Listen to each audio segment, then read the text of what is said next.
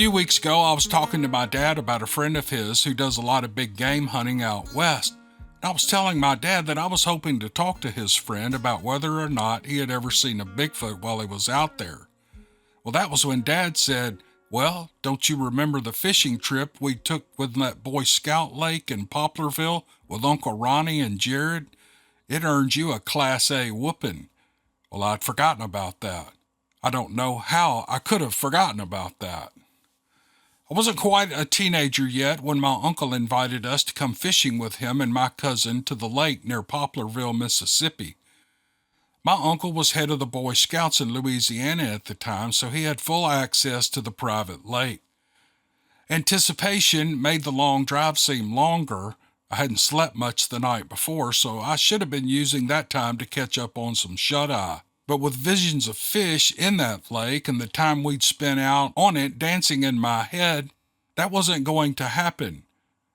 Even after we got there, I was a fidgeting mess until we finally got out on the water. It was a good day of fishing for us. We stayed out until dark, and then we tied up to the pier near a little cabin where we were staying, and then we got some good hot supper. Afterward, Dad and Uncle Ronnie and Jared all decided to go back out for some night fishing. Well, I had a full belly and a bad case of sleep deprivation, so all I wanted to do was curl up on the couch and watch TV. I was old enough to stay there alone, so Dad left his .38 and he told me to fire around if anything happened. And they headed out, and I headed to the bathroom. While I was in there, I could hear the distinct sound of leaves crunching like someone was walking around outside. They must have forgotten something, I thought. And then I got the idea that maybe they were trying to scare me for not going back out with them. But the thing is, the cabin faced the water. I was in the bathroom at the back, opposite the water, and you'd think I'd have heard them coming around the cabin. Plus, whoever was walking outside was taking long strides. Longer, I thought, than my dad and uncle would have taken, and definitely longer than my cousin would have. I was feeling a little spooked, and I went back out to the living room and turned the TV off so I could hear better. Whoever it was had already made their way around to the kitchen window, and then it made a sound that I'm pretty sure no human could make. It wasn't a scream or a howling sound that most people describe. It was more like a loud cough or a bark. The realization that this wasn't my dad or any other person hit me like a freight train. My hands were trembling as I unholstered the .38 and I went to the back door. As quietly as I could, I opened it and I fired all 6 rounds into the night, and then I slammed the door shut and I locked it. My heart was pounding as I sat in the living room and listened for some kind of sound to tell me that it was still out there, but all I heard was the sound of the boat motor coming back across the lake. When they got there, they wanted to know what was so wrong that I had to fire all 6 rounds. Well, I told them what I heard, and I told them that I was sure it wasn't a human. And I even told them that it was walking on 2 legs. Well, my uncle said it was just my ears playing tricks on me, and my dad was a little embarrassed. They didn't go out to investigate. The next morning, my uncle informed us that the 6 rounds I'd fired out the back door put 3 holes in a canoe that was hung on a shed behind the cabin. Well, that was when I got that ass whooping. We never went back there to fish. I live 30 miles from Poplarville now, but I have no idea where that lake is, and I have no desire to find out. I'd like to know what it was that I heard that night. Now here's a bonus story for you. Back in the spring of 2009, I was sitting on the tailgate of my friend's truck smoking a cigarette when I saw a big cluster of lights in the sky coming in low from the south. Since Purvis is close to Camp Shelby, a lot of big military planes fly over there all the time with their running lights on, so I assumed that must be what I was looking at. But as it passed overhead, I waited for the roar of the jets that should have accompanied it, but that never happened. It was totally quiet. I ran inside to get my friend, and it only took a minute, but by the time he got outside, it was way off in the distance, almost out of sight. I put a description of what I saw on Facebook and asked for opinions on what it could have been. Everyone said it was most likely the International Space Station, so I wrote it off at that.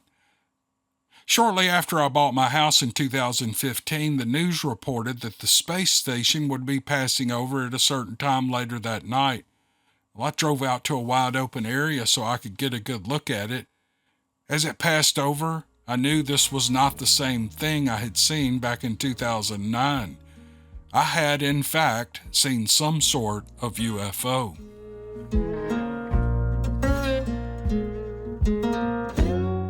So I'm not sure where my story fits into anything, and it certainly isn't the scariest or most bizarre thing that happened out there, but I feel compelled to share it with you, and I swear every word is 100% true.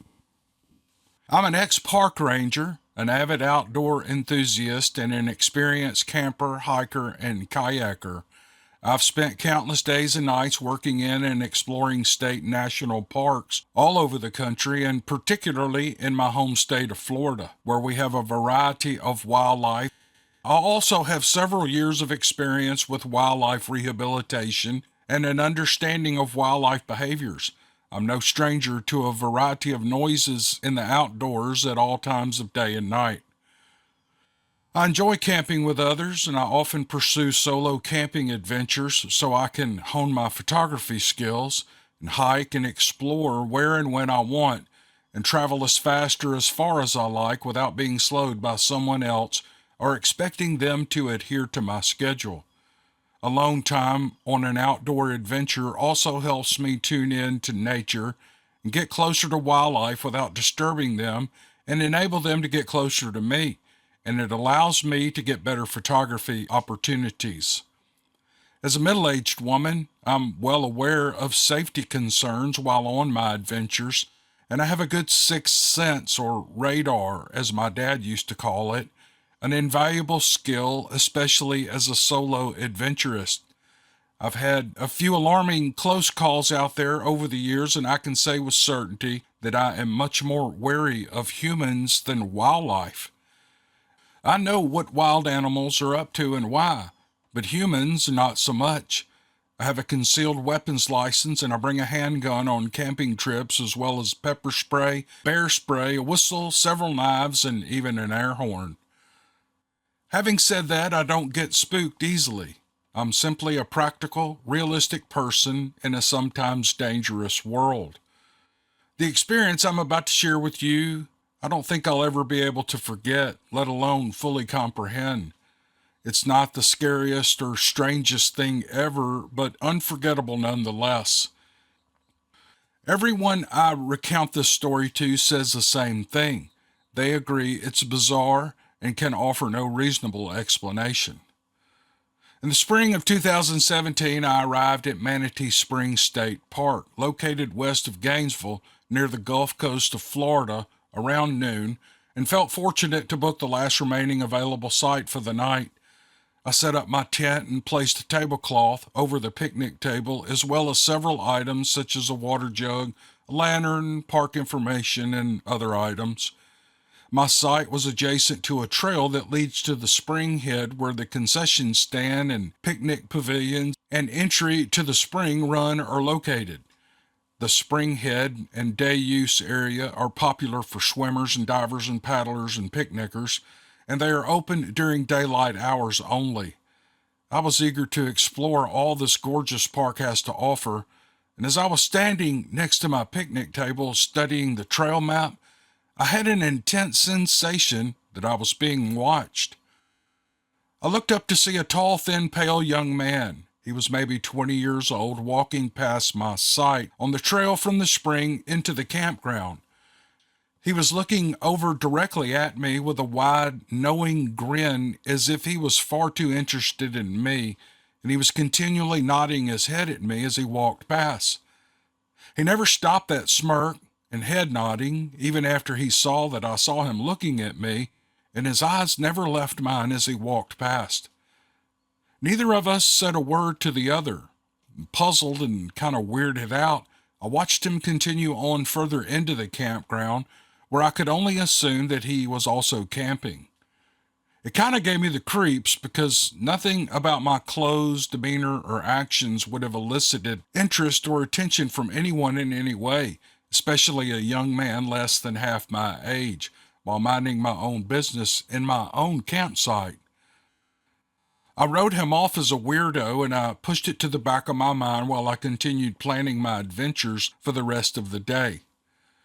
I gathered my cameras and hiking gear, and I headed down the trail to the spring head, and I was taking photos and enjoying the wildlife and the crystalline blue waters and majestic old oaks and cypress trees. After exploring some hiking trails for a few hours, I headed back up the spring trail to my campsite, and I ate a quick dinner, and I looked through the photos and videos and began planning the next day's adventure. To my relief, I did not see the strange acting young man again.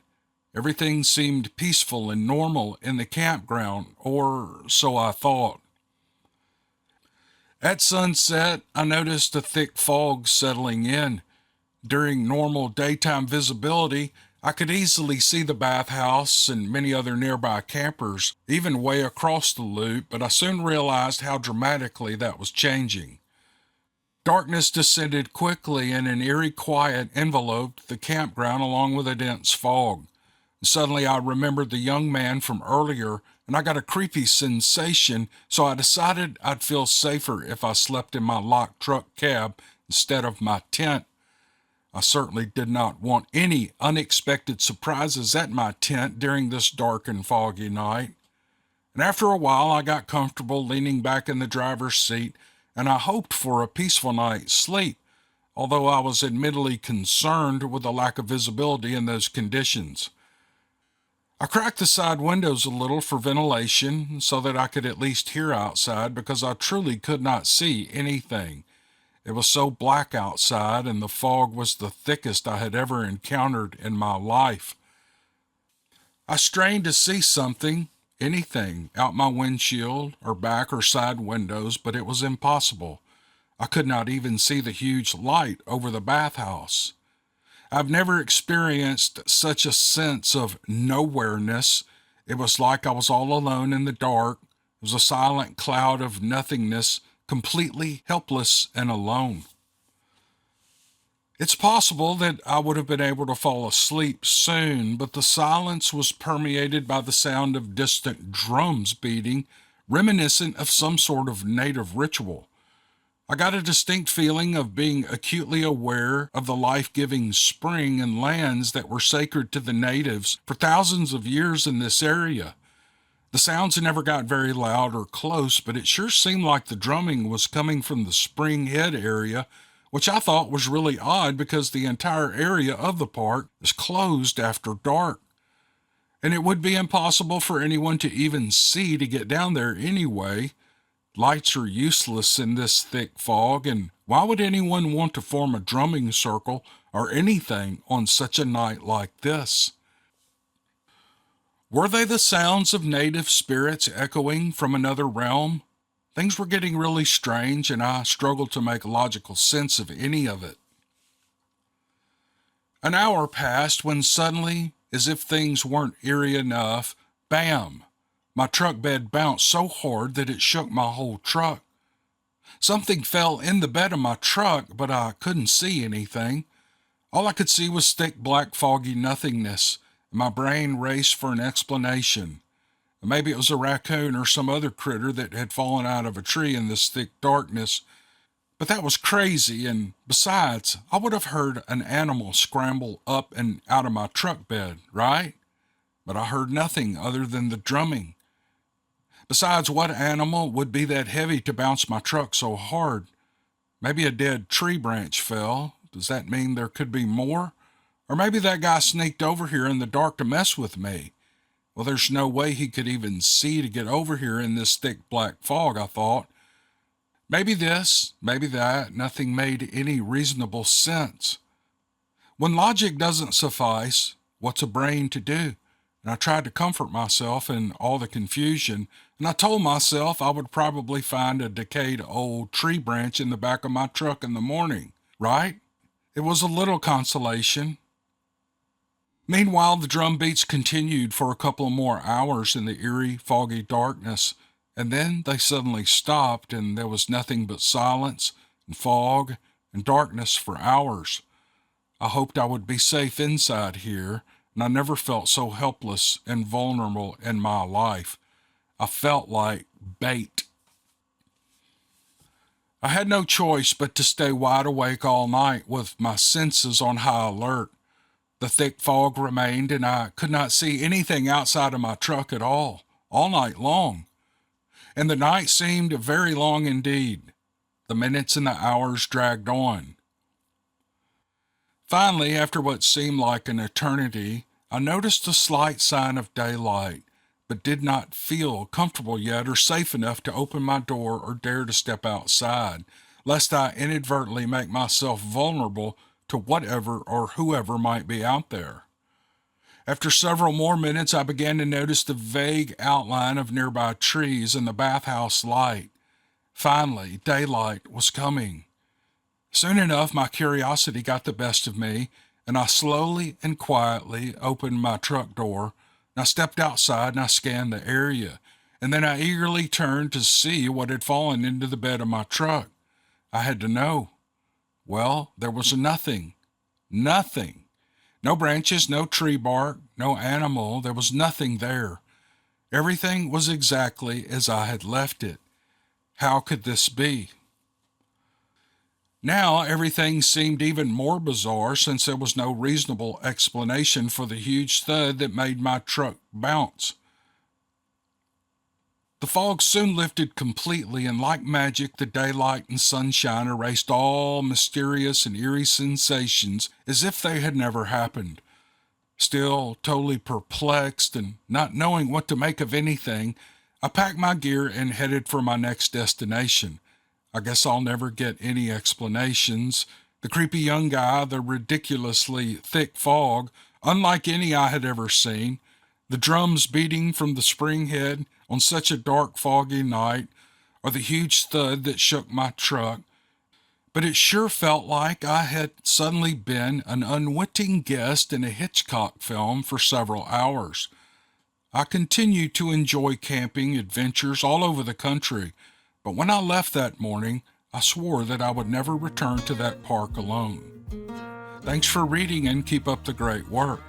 My friends call me Hook, and you can too. I grew up in Utah in the foothills of the Uinta and Ashley forests. The forests are back-to-back extending across eastern Utah. I believe the continuity of the forests allow Bigfoot to travel large distances, and it's been seen at both ends of the forest. The Ashley Forest is just north of Skinwalker Ranch and all of its strange events. That's not a coincidence, I think. I even stopped by the gate of Skinwalker Ranch thinking I might get lucky and see something, but apparently I'm too boring. I just saw cows bellowing at me in my motorcycle, and I moved on. Both sides of my family come from long lines of ranchers, both cattle and sheep. My summers growing up were typically spent in the mountains above 8,000 feet. I've come to feel very comfortable there, well, most of the time.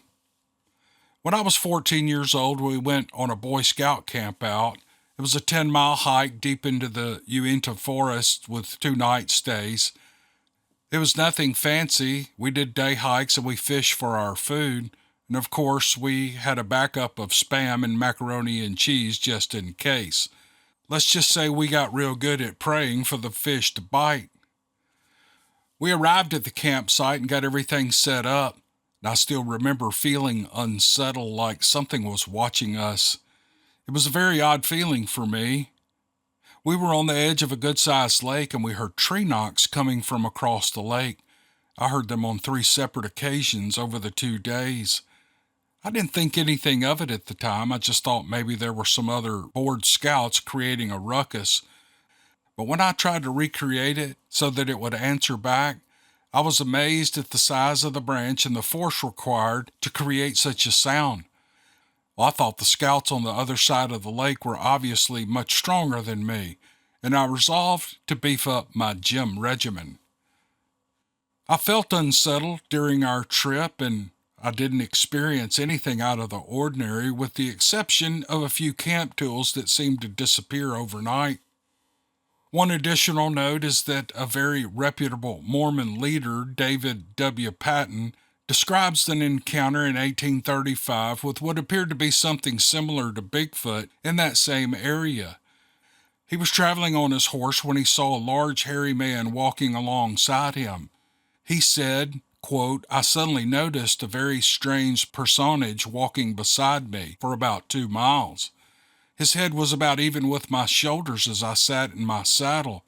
He wore no clothing, but was covered with hair, and his skin was very dark. He said that he had no home, that he was a wanderer in the earth. He said that he was a very miserable creature and that he had earnestly sought death, but that he could not die, and his mission was to destroy the souls of men," unquote. Patton went on to explain the stranger introduced himself as Cain, who murdered Abel. In order to get him to leave, Patton says he rebuked him in the name of the Lord Jesus Christ and by virtue of the holy priesthood, and commanded him to go hence, and he immediately departed out of my sight. Now I am 40 years old. I'm a business consultant living just outside New York City in New Jersey. New Jersey also has a long line of continuously open spaces running from top to bottom, with places like the Pine Barrens and the Devil's Path, both heavy with sightings. One morning I went for a run in the Watchung Reservation. Now, Watchung is connected to many of these other areas. It's large and dense, but it is not secluded. This is near a well-populated space and tends to be very busy in the summer months. However, I can run there for months during the winter and early spring and never see another soul for days and many miles. I run nearly 4 to 5 times a week. I'm running in early March and it's cold, wet, with some snow still on the ground. It was barely above freezing and just getting to get light. The place is a mud pit, and I was the only one dumb enough to venture into the mud hole. So I was running along and I smelled the most putrid smell. It was a mix of foul body odor, rotten milk, and rotting corpse. Initially, I don't think much of it. Must be roadkill, I thought. I told myself it's significantly worse than that. So I kept running and my sixth sense started going crazy like I was being watched and followed. And I pulled out my earbuds, and it was also incredibly quiet. I can't see or hear any wildlife while I'm running. It was almost like I was in a soundproof room or a bubble of some sort. So at that point, I was thinking, okay, do I turn around or keep going? Do I go forward? It's quicker to get out of here to the woods that way. So I did push forward. I was running, more like sprinting for my life, when all of a sudden I rounded a corner and saw a deer hiding behind a tree. The doe saw me and I saw her, and I just about jumped out of my skin. The interesting part is that the deer didn't run away from me. It ran with me down the trail. It was like we were both running away from some kind of predator behind us. I broke out of the forest and I felt much better, and the doe went her direction and I went mine. I could hear the birds and squirrels again, finally.